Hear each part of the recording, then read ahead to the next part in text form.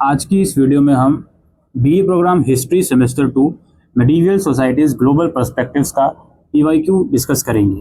Paper 90 number का आएगा। किन्हीं 4 क्वेश्चंस के आपको आंसर देने हैं। पहला क्वेश्चन है, evaluate the important factors in the emergence of feudalism in medieval Europe. मध्ययुगीन यूरोप में सामंतवाद के उदय के महत्वपूर्ण कारणों का मूल्यांकन कीजिए। कारकों का। फिर है, examine in what ways Indian feudalism differ from European feudalism. परीक्षण कीजिए कि भारतीय सामंतवाद यूरोपीय सामंतवाद से किस प्रकार भिन्न है। फिर है, what role did merchants and trading network play in spreading religion and culture outside Arabia. अरब के बाहर धर्म और सांस्कृतिक के प्रसार में व्यापारियों और व्यापार नेटवर्क की क्या भूमिका थी। फिर है, explain the development of the concept of ummah and its impact on the structure of Arab society. उम्मा की अवधारणा के विकास एवं इसके द्वारा अरब समाज की संरचना पर डाले गए प्रभाव की व्याख्या कीजिए। फिर है, how did the Abbasids rule differ from Umayyad in terms of its power base and ideology. अब्बासी शासन अपने सत्ता के आधार और विचारधारा के दृष्टिकोण से उमय्या शासन से किस प्रकार भिन्न था। फिर है, what were the internal and external factors that led to the downfall of the Tang dynasty.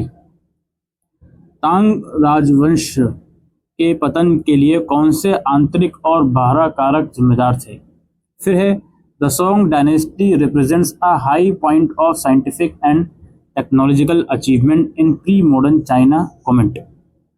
Song राजवंश आधुनिक पूर्व चीन में वैज्ञानिक और तकनीकी उपलब्धि के उच्चतम बिंदु का प्रतिनिधित्व करता है। टिप्पणी कीजिए।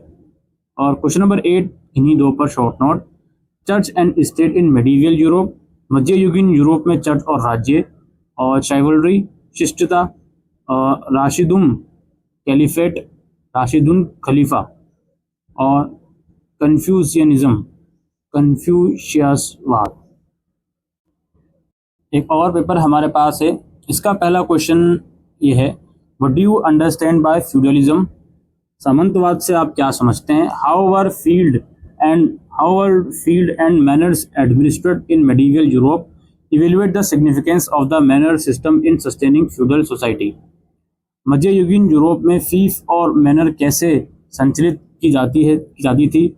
सामंती समाज को बनाए रखने में मैनर प्रणाली के महत्व का मूल्यांकन कीजिए। फिर है, assess the significance of the growth of towns and trade in the feudal economy and society of Western Europe between the 12th and 13th century। 12वीं और 13वीं शताब्दी के बीच पश्चिमी यूरोप की सामंती अर्थव्यवस्था और समाज में नगरों और व्यापारों के विकास के महत्व का आकलन कीजिए। Critically examine the relationship between the church, nobility and peasants and state in medieval Europe. मध्ययुगीन यूरोप में चर्च कुलीन वर्ग, किसानों और राज्य के बीच संबंधों का आलोचनात्मक मूल्यांकन कीजिए। फिर है, give an overview of the historical condition that led to the beginning of Islam in Arab. अरब में इस्लाम की शुरुआत के लिए ऐतिहासिक परिस्थितियों का अवलोकन कीजिए।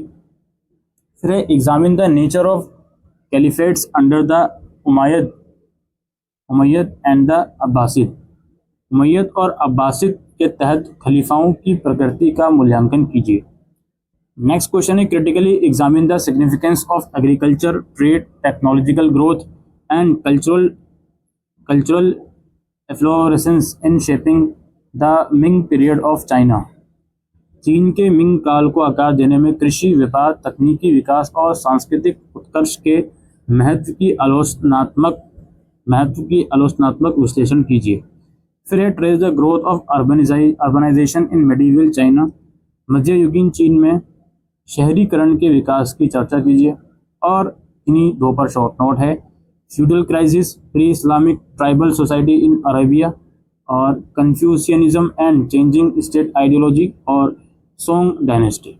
ये दोस्तों PYQs थे और एग्जामिनेशन पैटर्न था मिडीवियल सोसाइटीज ग्लोबल पर्सपेक्टिव्स का।